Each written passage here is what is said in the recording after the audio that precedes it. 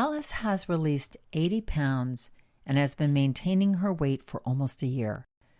But her story is so much more than numbers on a scale.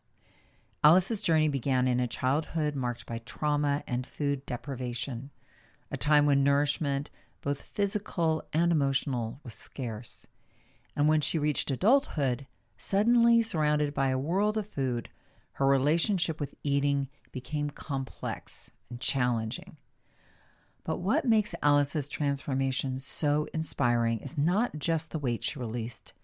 It's the profound inner healing she has experienced along the way. Through her journey, she discovered a powerful inner coach, a voice of love, compassion, and strength that helped her connect to her body in a way she never had before. For the first time in her life, Alice truly learned to love herself as she was. Now, with a strong, loving relationship with herself and her life, she's giving herself permission to thrive, to be the best version of herself. Her story offers deep hope for anyone who has experienced the trauma of food insecurity or struggled to trust their body and their worth. So settle in, because you're about to meet someone who will uplift and inspire you. Here is my conversation, so come on in.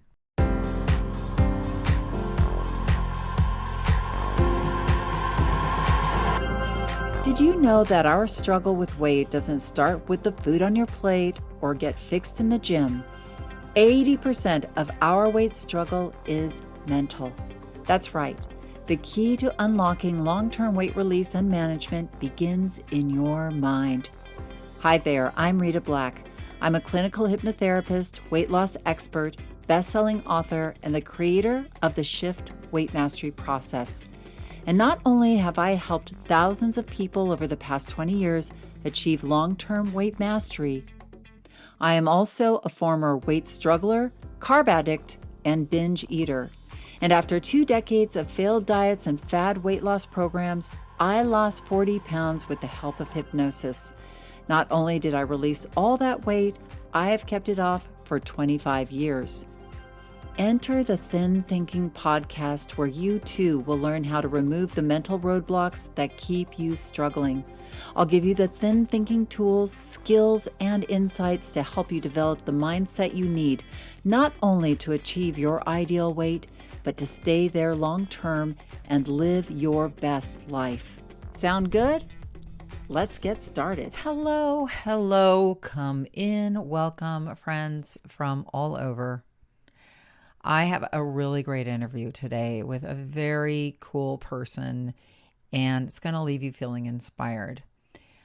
Before we do, I've been super busy getting ready for my upcoming live masterclass that I want to make sure you get a seat in.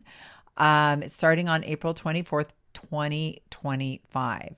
And I have to say the full date because many people listen to these podcasts much later, and they're like, I thought it was April, but it's like 2026 or 2027.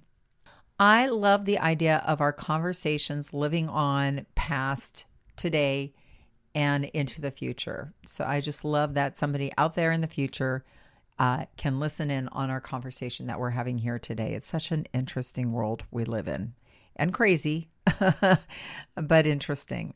I know AI is super big now, and I must admit I do love my ChatGPT. I use it for a lot of things, recipes, gardening advice, medical advice. Somebody who is a AI expert said you kind of have to treat AI like like a teenager who thinks they know it all, because you do have to check your sources. Sometimes my ChatGPT will say something I'm like, "Are you sure?" And I think of that teenager. But it's interesting, speaking of teenagers, that all the younger kids, the younger generation, it makes me sound so old, but my daughter was saying that the younger generation is really developing, like there are women out there, or friends of hers or acquaintances that are developing really deep relationships with AI, that some young women, and maybe older women too, or older men, like, I don't know, but I just know what my daughter tells me, They name their chat GBT and attach a hunky picture to it and treat it like their boyfriend. Oh, it's maybe couldn't be the worst boyfriend in the world. But it's so interesting. I have enough men in my life, my husband, my son, and my dog. That's enough. I think I will keep ChatGPT as my gender neutral information gatherer. So whether ChatGPT signs you up or you sign yourself up, there are still spaces available, but they're going super fast because we're almost there, you guys. So it's almost just a few days away.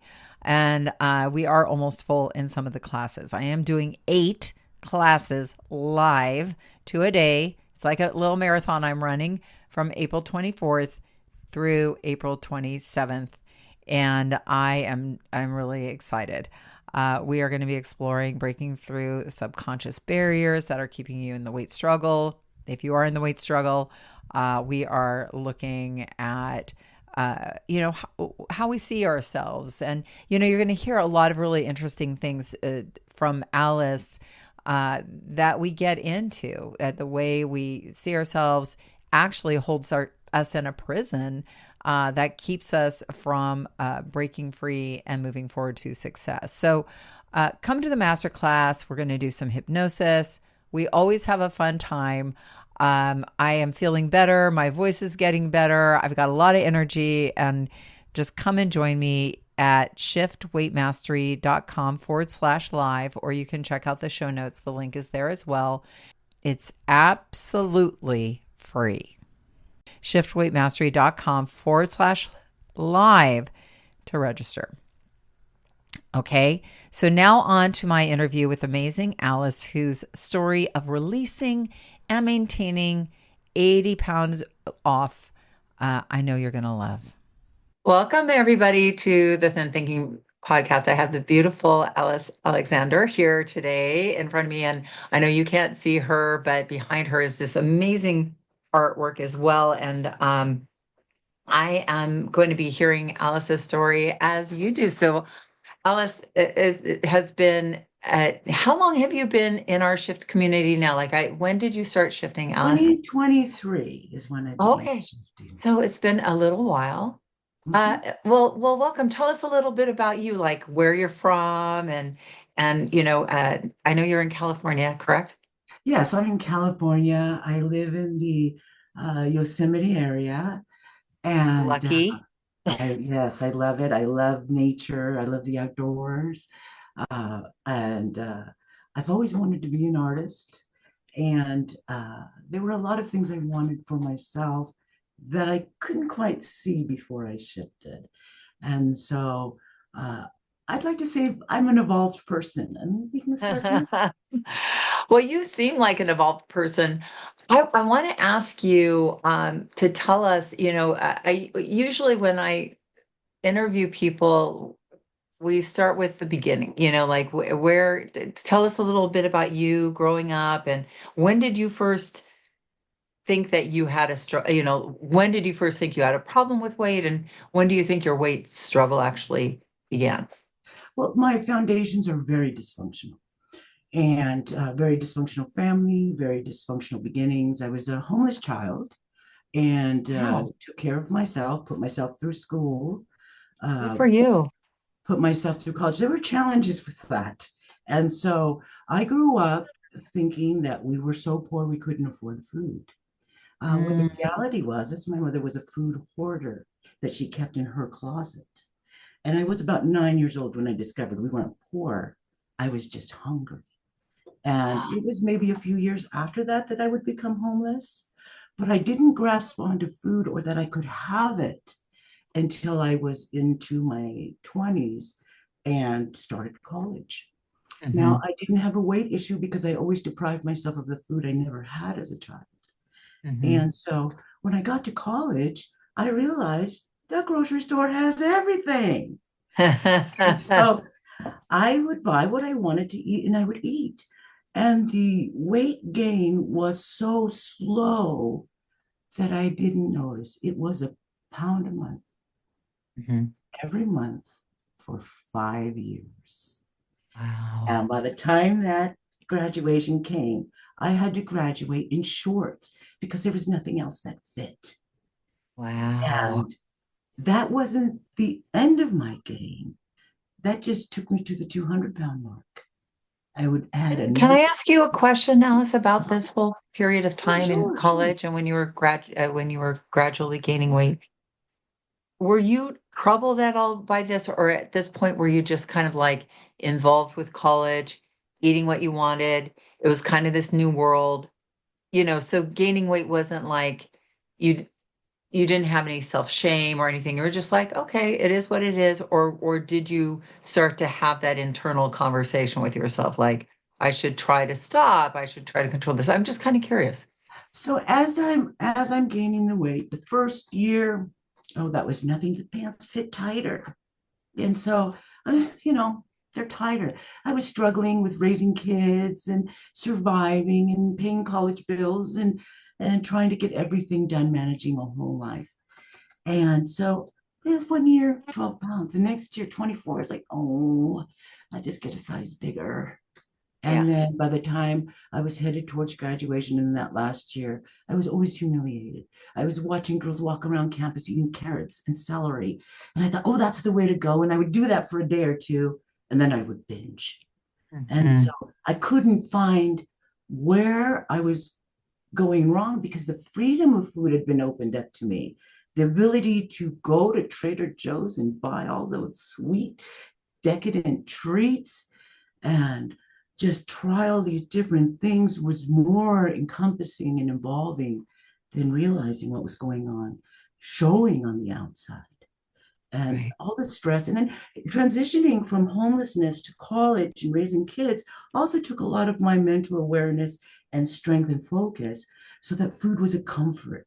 And Mhm. I didn't realize that the rebel was fully engaged and just Right. eating and nurturing and giving Yeah. comfort to through food. Yeah. And so it wasn't until graduation when I realized that nothing, I couldn't graduate into anything cute. I had to go to the supersize shop because I kind of cursed the guy that invented the stretchy pants, because you can't stretchy pants into a couple sizes up. And so, It's true. Yeah, I think a lot nurture. of us can shake our fists at the designer who came up with elastic and spandex and all of those stretchy things. Um, and then after college, you said the weight gain continued.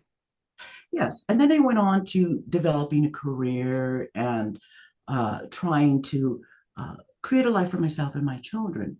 Well, then I could afford foods. And then I found the big girl shop. I Mhm. could find suits to wear to work at the big girl shop. And by that time, I was in a size 24. Oh, And wow. but I came to work very nails done, hair done, my my extra large business suits, and said I was fine. Mhm. Along the way, I started saying, this doesn't feel good. And I wanted to wear the cute clothes that everybody else was wearing, not just the big shop girl clothes. I realized I was paying 3 times the price. And I tried vegan and vegetarian was horrible because I gave myself the license for cheese. And it just didn't work out. I ended up gaining weight with the vegetarian diet. And the Yeah. vegan, I couldn't keep up with because I couldn't find enough foods that I liked. And I tried every diet under the sun, including fasting for days and intermittent fasting and any type, the Atkins and the this diet and that diet, anything that came across. And there were many. And then there was the 80s and the let's get physical, you know. It Yeah. killed me. It killed me. Those little outfits killed me. I just couldn't, no matter how much I exercised, I wasn't losing weight because I Yeah. didn't grapple on food yet and my relationship with it. Right. So what interested you in the shift process? So was it the hypnosis element or how did you find it? Like, tell us a little bit about that But now transition. we drive myself almost all the way up to 60 years and carrying 240 pounds. And I still hiked. I still biked. I didn't limit myself physically. Big girl doing a lot of stuff. When I came up on the shift process, I was actually bedridden. What You were had actually happened? what? I missed that I'm word. sorry, I was bedridden. Oh my goodness. I had an injury, and I was on my second scheduled surgery for this injury, and I was already 1 month bedridden, and I'm laying there in bed, and I am drinking like 18 beers in a day. I'm sending my husband to Starbucks for Danish. I am just laid out, pouring junk into my mouth, and I feel miserable, miserable. So one late night in December, I'm scrolling along and I see you come up on Instagram. And you're talking about this is not a diet, it's a relationship with food. And I was so fed up of dieting, so fed up of dieting. You said something different and I said, sign up for my master class. I was like, oh, everybody wants you to sign up for a master class and they hit you with a sale, and but something you said intrigued me. And so I signed up. And I listened to every word you said. And it was like hearing truth after truth after truth after truth. And I wasn't looking for the heart. So I was like, where do I sign up for this? How do I learn more about this? And that's how I uh, became in contact and engaged with you. But I did it in secret, real secret, in the dark, with my husband laying next to me, signing up, and telling nobody, oh my gosh, look what I'm going to do. And let me sign up and set up the payment arrangements. And I did it. And I didn't say anything to anyone. Hmm. But after about a week of doing this, my husband starts raising an eyebrow with what's going on with you? What's different? And that's when I started to share, well, I kind of signed up for this thing. And Hmm. that's how you and I met on a cold December night, sitting in bed, drinking a million beers. And literally, while I Well, I had feel to do honored that I was feel honored that you found me after beer number whatever. yeah. Um and there in the dark. I know it's interesting how we find the next step forward in life, isn't it? If I might say at that time, you were my next dirty diet secret. Yeah. I Yeah, had for sure. no clue. This was your attempt, who knows how many. And so I didn't Can want to tell anybody because I didn't you want to know be what's interesting about that? Can I, because I get you don't want to tell anybody. Um, and I want to say this because I just had this little epiphany about this and people because, I have so many students and so many people tell me, I've spent thousands and thousands and thousands of dollars on diets, right? And there's always that fear. Oh my gosh, there's a lot of shame about enrolling in the next diet program, right? There's so much shame around that. And I totally get it because I literally went on every single diet. I remember going into, back when there were actual bookstores, going into the bookstore literally with crumbs of like cinnamon rolls or pizza grease on my chin and going into the diet section, which I knew so well. I knew them all. I knew all the books in the section and finding the next, like, okay, what's going to save me this week? But having clients who, I had this woman once who was so hilarious, said, I left my wallet because she came to see me at my office in LA and she said, I left my wallet down in the car because I don't want to enroll in this thing. And I was like, I totally get it. She said, my husband would kill me. I've spent tens and thousands of dollars on programs. And I was like, yes, but here's the thing. And this was the epiphany is that because I totally know is that shame myself is that the shift process is not a diet program. It's a freedom program. It's a mental freedom program, and a create yourself and your journey forward program. It is not a diet program. So, um, May it, I interject? yeah, yeah. Do No, you I'm done. really I'm done want to talking. I'm say? done talking. I'm No now the floor is worries, yours, no Alice. worries. But I have to interject this. It is a journey of self-love. Yes. Amazing. It is not a diet. My doctor said, Are you doing A1Cs? You're my doctor. No. And he asked me, I said, I'm learning to love myself and make Mm, decisions based on self love. And those decisions are leading to weight loss. It's tremendous when I go back to look at the inner critic, the inner rebel, and the inner coach. And I would love to share that with you, the things yes. that I had said. Yes, Now, Alice had written in the shift there is like a journal that you can keep. You can download it and print out and you went to town on this, it sounds like. yes, So, and I love that because people are like, oh, it's so much. And I was like, you're gonna look back at this and be so glad you did this. So go yes. ahead. And so I looked at it as an opportunity because in that journal is not just what I'm eating, the calories. How do I feel? How did I wake up? What's going on in my mind? How did I go to bed?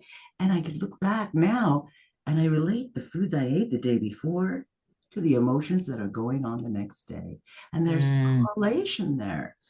But that inner critic, I want to read it to you. She's short with dark black curly hair.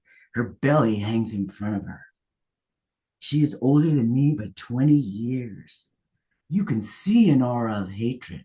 It surrounds her, it moves with her. She considers her ability to tear into people's soul an art worthy of practice. wow. She can never say anything positive or kind. It is not in her soul. That was my inner critic. Wow.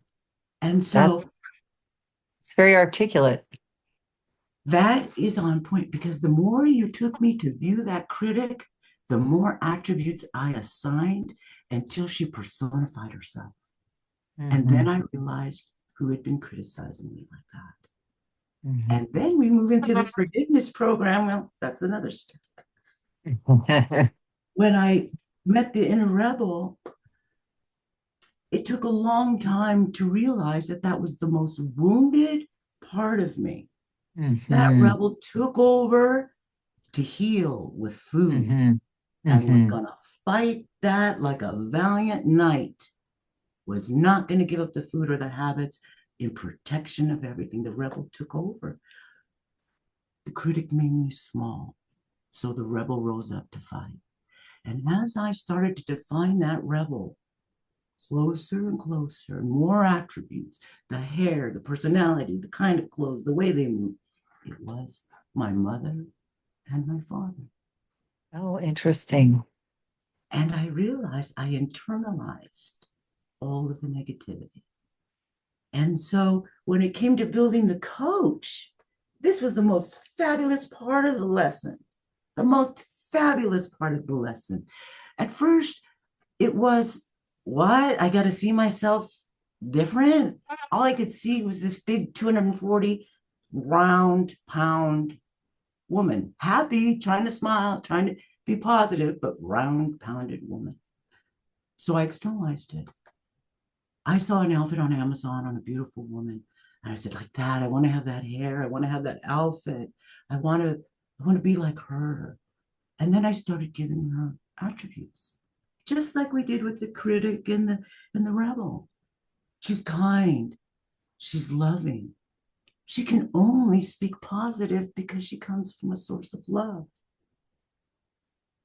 She can only speak kind words to me because she loves me. There's no malice. I assign that to her. You have no malice against me. You have no jealous for me, no envy, no bad feeling, only love.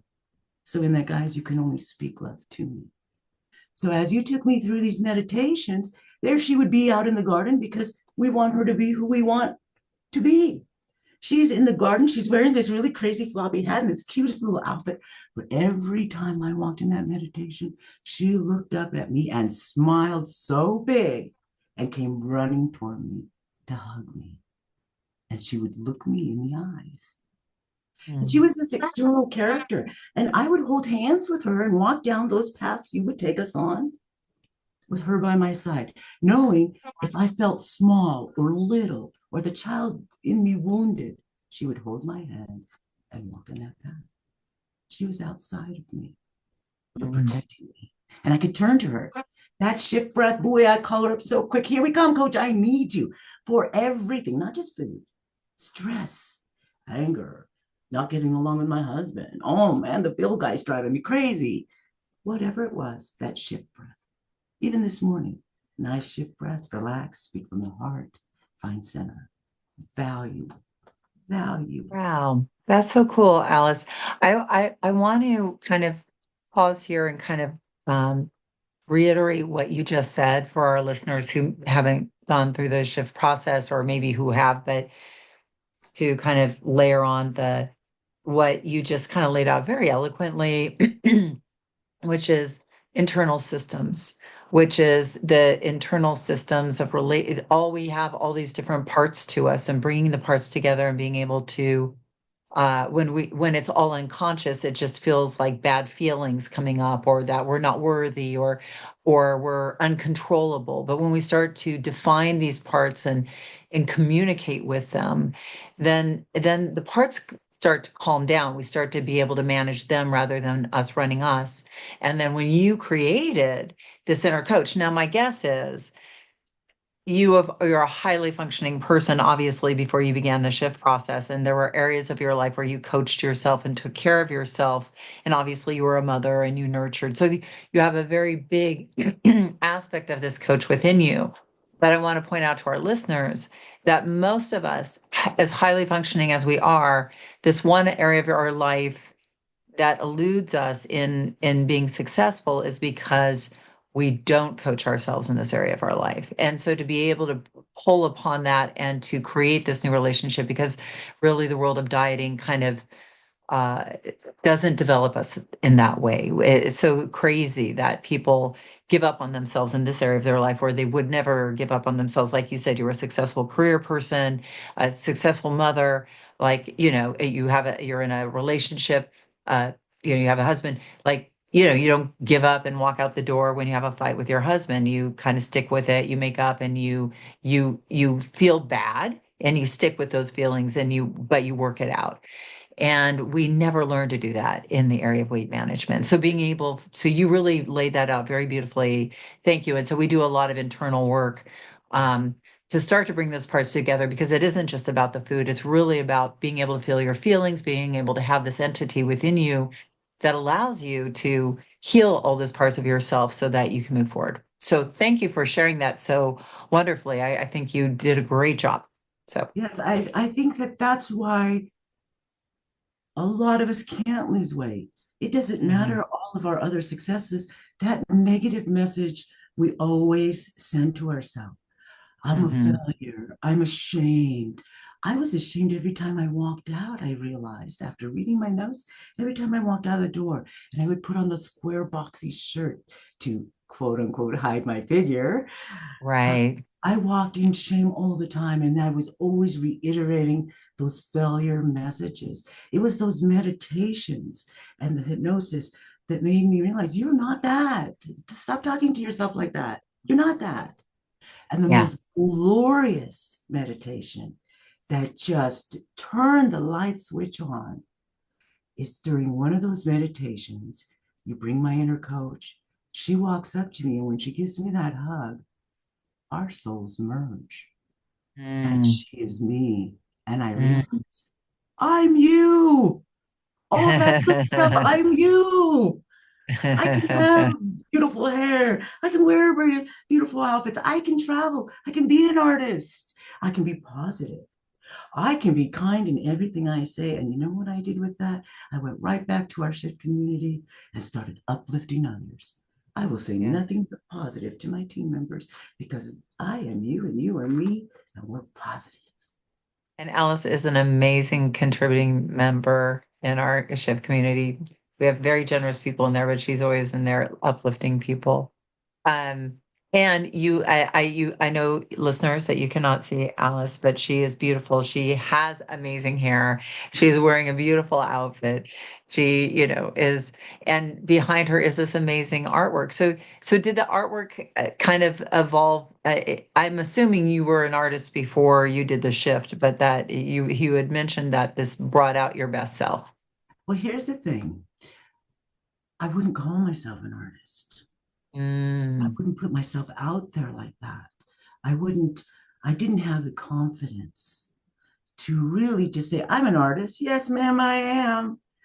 And to say the other things that I'm loving, I'm kind, I'm generous. I love myself. Oh, what? I love myself. I remember the first day I learned that from you when I actually said out loud, I love myself. And in 60 years, I've not said that and felt it. Oh, that's And so so I cool. realized that this is not a diet. This is retraining your relationship with food. I've now come to the point that the scientist gets to have fun the whole way, picking and choosing what you like. Because when you said not a diet, oh, that means 3 cookies and milk. Of course, it meant vegetables all day. And I learned to balance. And now I know food has value. I'd rather have high value food that are nutrient dense to nurture my body. I feel Yeah. better. And I know that by journaling, because when I journal and I look at the next day, I've eaten well, I feel well. And so Mhm. this is not a diet. It's the first words out of my mouth to everyone. It's a journey of self-love, and enjoy that journey. And there are times I hear members say, oh, I don't want to journal, or I don't want to do this. And all I can say is commit yourself to the process. You've committed yourself to every other diet process under the sun. Commit yourself to the process and trust. And that's all you have to do. The hypnosis, the lessons, the meditations will all guide you to self-love. And when you love yourself, you don't talk bad to yourself and you don't treat yourself badly. Amazing, Alice. So I want to ask you, you've been on a journey, you've released 80 pounds and you've been maintaining for a while. And I know some of our members who have been releasing weight, but maybe haven't gotten to maintenance yet. What was that journey like from like releasing into deciding to maintain? Like that, like kind of take us through that internal because people are always intrigued by that. A roller coaster ride is the first statement to make. Now, I mentioned before that I was drinking a lot of beers, and my Hmm. body did not know how to process that water in and out. And so I start the journey, and it's going, oh, hey, there's a pound. And I'm going down and I'm releasing, and woohoo, another pound. And then I do the meditation on day one about, I have to back up a step, about the drinking. And I thought, you know what? I don't want a beer. And for something, it turned a key on me and I put the beer down. And Mm. so, but on day, whatever this was, all of a sudden I get on the scale and there's 15 pounds gone. I'm like, woohoo! I ran out of there. I didn't want to get on the scale again. I ran around the house. I was this as happy as can be. Now, I knew that wasn't real. That couldn't be real. Nobody can physically do that. As I've come down the road, years later, I realized my body was releasing water and holding water and just doing all kinds of craziness. It didn't know how to handle the change in the beginning. So not only did the 15 pounds come back, it brought 2 more. Oh, wow. And Yep, so it happens. I Hmm. was new in the process. I mean, I believe this was within the first week or so. I was new in the process, and my body's just like, what's going on here? Where's the sugar? Where's the alcohol? Wait, you're drinking water? You're drinking no water? Just all over the board. And weight loss is not linear. It is Hmm. not linear. It will go up and down and up and down. But along day 5, I realized I don't have a goal weight. And Hmm. I don't need one Hmm. because I am learning a lifestyle of change. I am learning how to eat, how to relate to myself, how to eat food, and when I developed my inner coach image, I didn't even know how much she weighed. She just looked great. Yeah. And so I just stayed on the program and journal, journal, journal. It's the most important thing. I journaled, and the weight would come and go and come and go, but it was steadily down, never linear. When I got around 50 pounds, I'd read my journal, and the scale had just become a data number for me at that point. it was just like, okay, is this up or down on the graph? And just up or down on the graph. And I stood there and I stared for a minute. I was like, wait a minute. You just lost 50 pounds. Yeah. And I celebrated and I realized, ooh, that's great. So I went out and now remember, I was a size 24. I went out and got a size large and a size medium pair of jeans. I ordered them both. Okay. You get them home and you're squeezing and oh, that's not going to fit. And so the size large almost going to fit. And so I put them back in the closet and continued my journey. Didn't think twice about it. My clothes were getting looser, that's for sure. So as I'm continuing the journey, I try on these jeans. And when I try on the larges, I am surprised on how good I feel and how great I feel. This is it. Excuse me. This is where you want to be. This is your goal weight. What weight are you? And that's when I realized I was 80 pounds down. It's like, I Wow. love this. I love this feeling.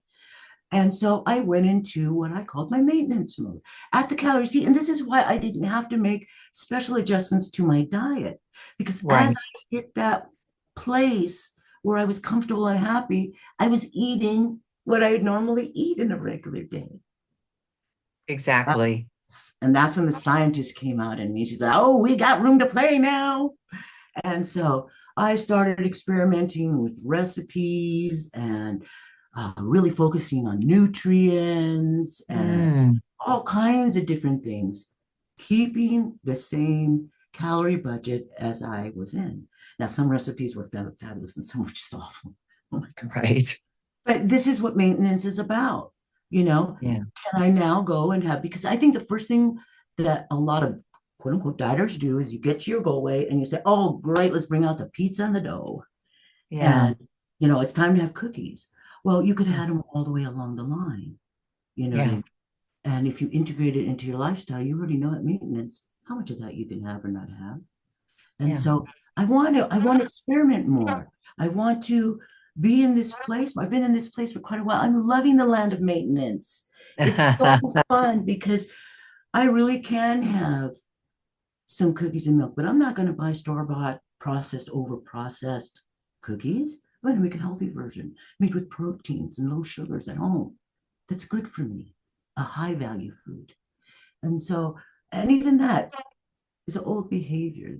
You know what I mean? That's a treat that, okay, maybe if it's your birthday, but my thinking around food has changed.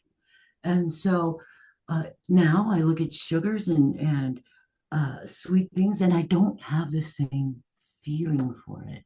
It used to be that rebel was so healed. But here's the thing about this whole process I love. You learn forgiveness too. On Yeah. that day of forgiveness, I forgave the rebel and I forgave Mm, the critic. mhm. I forgave myself and I forgave myself for humiliating and shaming myself. And you know what happened even better?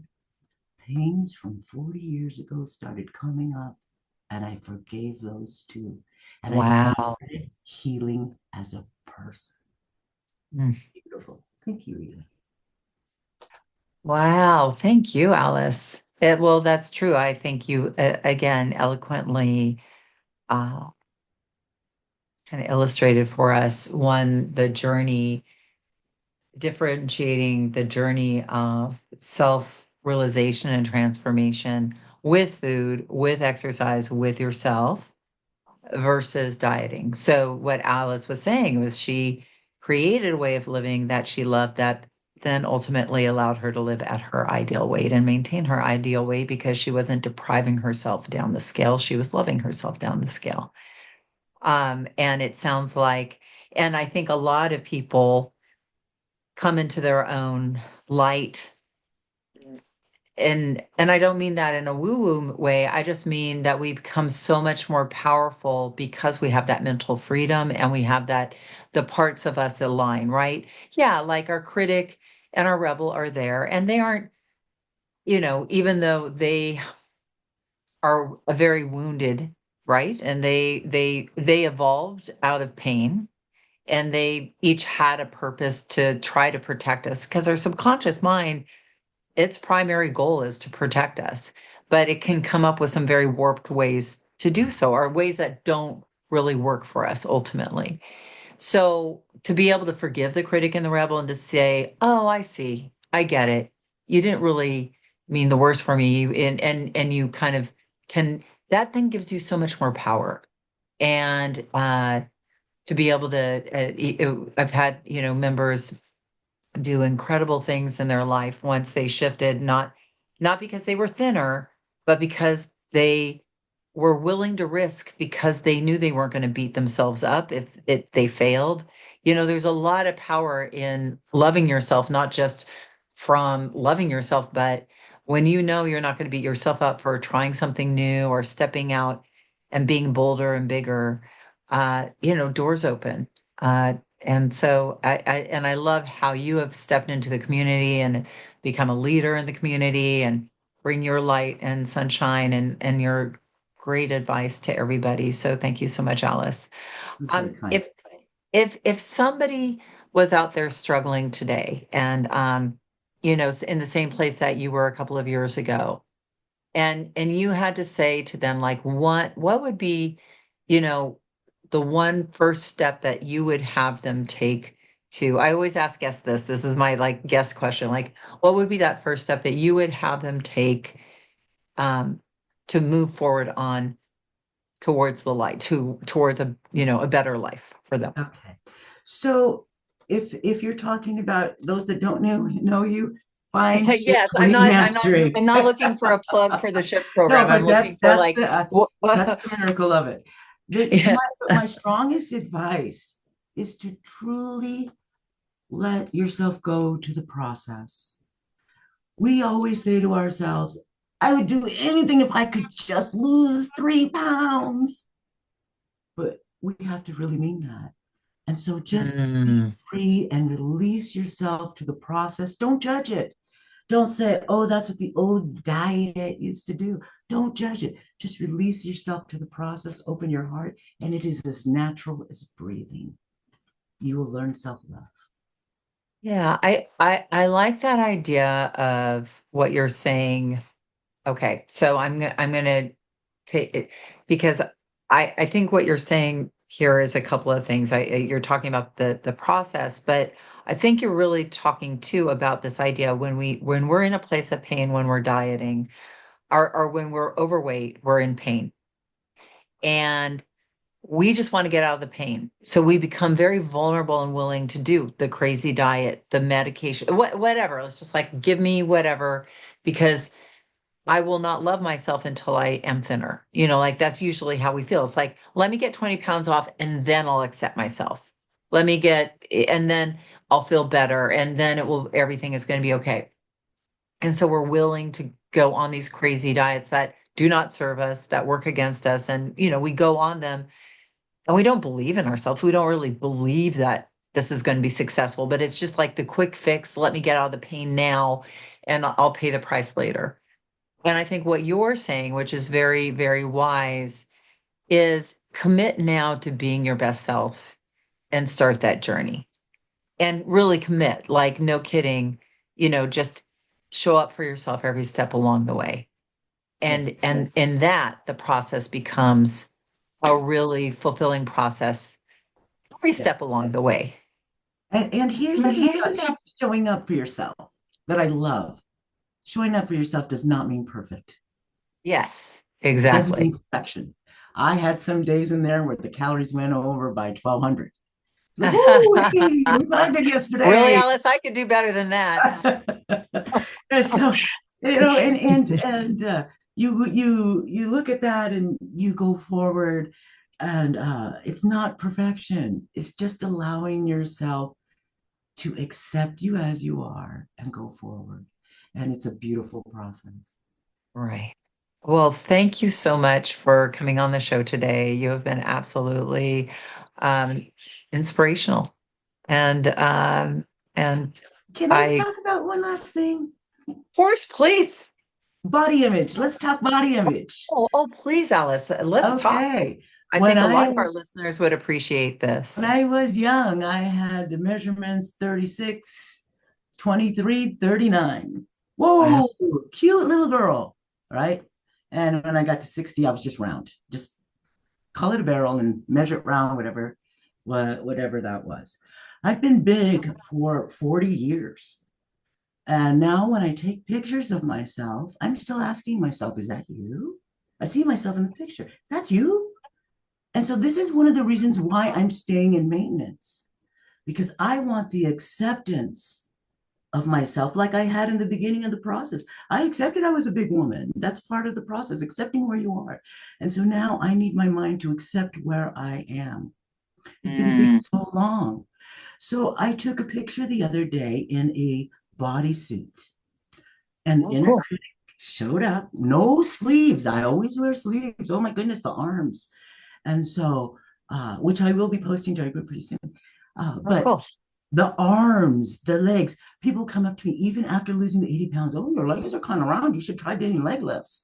And I look at you and say, you're What? not my inner critic. Go away. And so, but I will, after losing all that weight, the first thing the critic showed up and said, look at your arms. Look at your arms. They're not done. And I said, you know what? I'm going to post this to show the critic that you can look good and accept yourself as who you are. Yes. And so we have to internalize that and accepting what we are, accepting the loss, accepting the new changes. And I'm Yeah. going to bask in maintenance until my mind has really absorbed this. And then if I feel I want, I don't know, 5 pounds more, 10 pounds more, we'll see where that goes. But right now, I want to have that full acceptance that I was taught to have at the beginning. And so Yeah. we have these thing of body image that we put in ourselves that we won't let go of. My arms are always fat. My legs are always fat. Yeah. We have these body images. But you know what?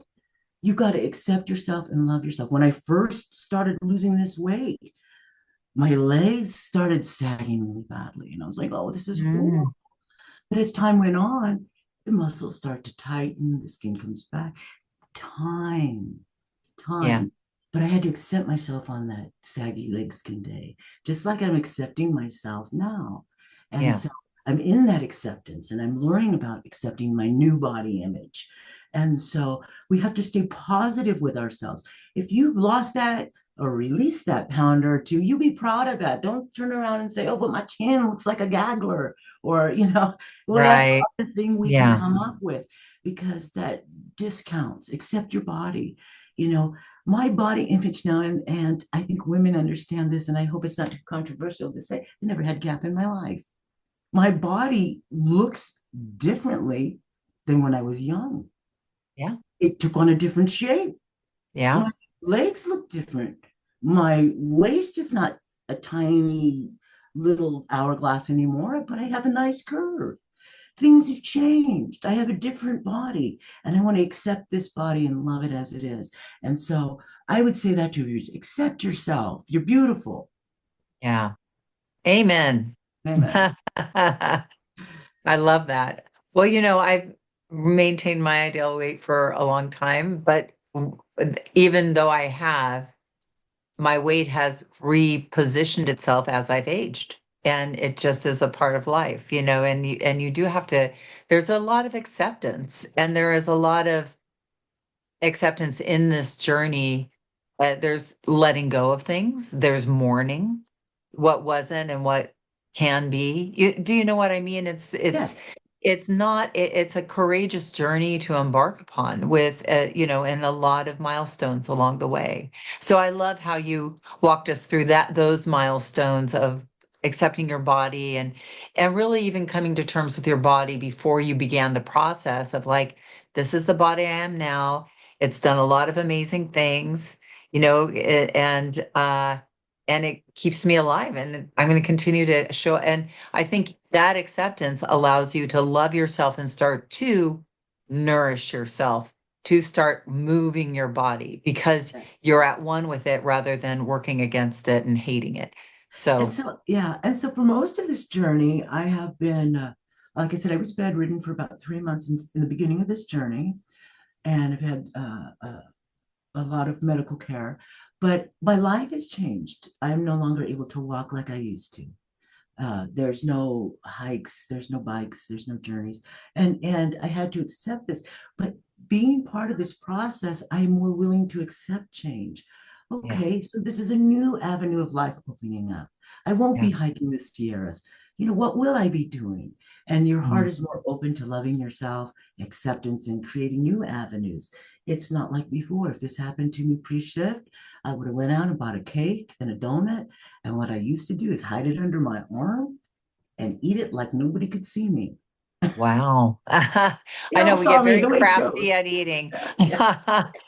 I've had pockets full of food and pockets full of candy, Yeah. definitely in my life. Yes. Yeah. So that's a new one though, hiding under there. That's good. Yeah. No, I'm it showed. glad I'm It not going to showed. go use that, but that's certainly an interesting tactic. Yeah, but once you learn, see, what on this journey, you learn a new lifestyle. So it isn't like you can ever go back. There's no going back. You Yeah. live a new life. And so those old temptations aren't there because I'm living a new life. And this is why I see the problem with the A1Cs is that you don't learn your relationship with food and you don't learn how to eat properly for yourself. And Mm. so doing that, there's no going back. I don't need a diet pill. I don't crave the old foods. I don't treat myself in the old way. I'm a new person. And everyone who completes this process walks away a new person. Yeah. Oh, well, Alice, this has been a joy. Thank you so much for your time and your wisdom. And I look forward to continuing to shift with you. And congratulations on your beautiful artwork, too. Thank you. That is fantastic. We'll look forward to having you back on the show sometime. Good. I hope so. Thank you so much for your time.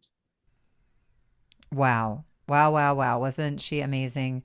I just have to thank all of my wonderful podcast guests who have come on for this series, Maintaining Mastery, or Mastering Maintenance. Sorry, I inverted it there. I started it last year as sort of I was going to just interview a few people about maintenance. And the series has really taken off. And I have to say, my conversations with these people have just been so moving. And I'm always just so entertained and learn new things from my students. I just love it. So please, please, please come to the live master classes. You won't regret it. I promise you. I give 110% at these things, and we have a good time. You're going to learn a lot. Everybody was like, oh my gosh, I learned so much. I feel so ready and prepared for success. The hypnosis is great. So why the heck not? It's free. It's online. And, it's going to be a good time. So check it out. There's probably a time you can come. www.shiftweightmastery.com/live to register or find the link in the show notes. And remember that the key, and probably the only key to unlocking the door of the weight struggle, is inside you. So keep listening and find it. I will be with you here, of course, next week. Have a wonderful one.